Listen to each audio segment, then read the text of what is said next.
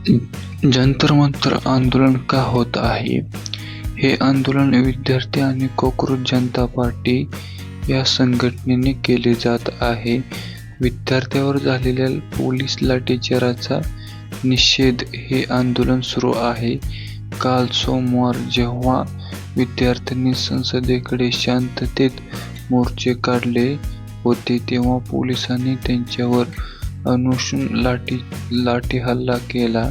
यामध्ये 160 पेक्षा जास्त विद्यार्थी आणि काही पोलीस कर्मचारी जखमी झाले. या घटनेमुळे विद्यार्थ्यांमध्ये तीव्र संताप झाला. आंदोलनाच्या मुख्य मागण्या काय होत्या? शिक्षण मंत्र्यांचा राजीनामा. केंद्रीय शिक्षण मंत्र्यांनी आपल्या पदाचा राजीनामा द्यावा. प्रत्यक्ष चर्चा. शिक्षण मंत्र्यांनी स्वतः जंतर मंतरवर येऊन विद्यार्थ्यांशी समोरासमोर चर्चा करावी आणि न्यायालयाची मागणी. जखमी विद्यार्थ्यांना न्याय मिळावा आणि लाठीचार करणाऱ्या दोषी अधिकाऱ्यांवर कारवाई व्हावी. आजचे मुख्य निर्णय काय झाले? संसद मोर्चे रद्द केले. आज पुन्हा सिंहासनचार किंवा संघर्ष होऊ नये म्हणून आंदोलकांनी संसदेकडे जाणारा मोर्चा रद्द केला आहे. जंतर मंतरवर ठिय्या.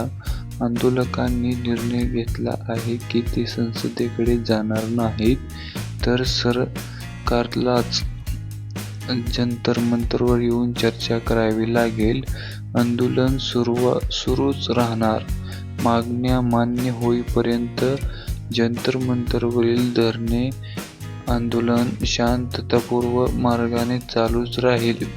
राजकीय नेत्यांचा पाठिंबा. या आंदोलनामध्ये देशातील मोठ्या विरोधी नेत्यांनी पाठिंबा दिला आहे. यामध्ये राहुल गांधी, शरद पवार, सुप्रिया सुळे आणि अरविंद केजरीवाल यांचा समावेश आहे.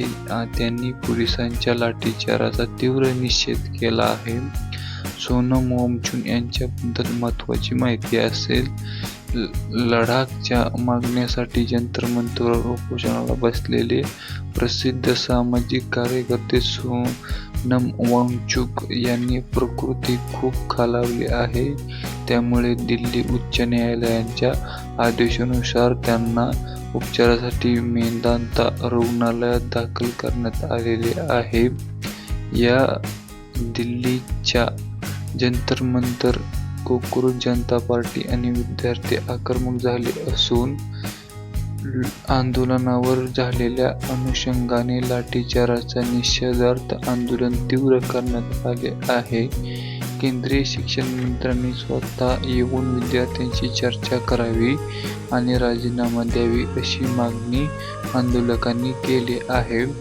आंदोलनाची तीव्रता. काल सोमवार संसदेकडे निघालेल्या मोर्चावर पोलिसांनी केलेल्या लाठीचारामध्ये 160हून अधिक विद्यार्थी आणि पोलीस जखमी झालेले आहेत.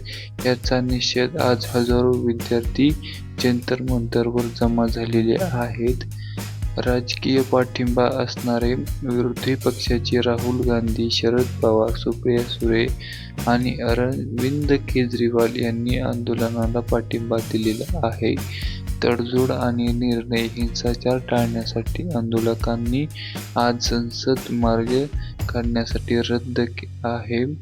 सरकारला आता जंतर मंतरवर येऊनच चर्चा करावी लागणार आहे, अशा ठाम भूमिका CJPचे नेते अभिजित टिपके यांनी केलेले आहे.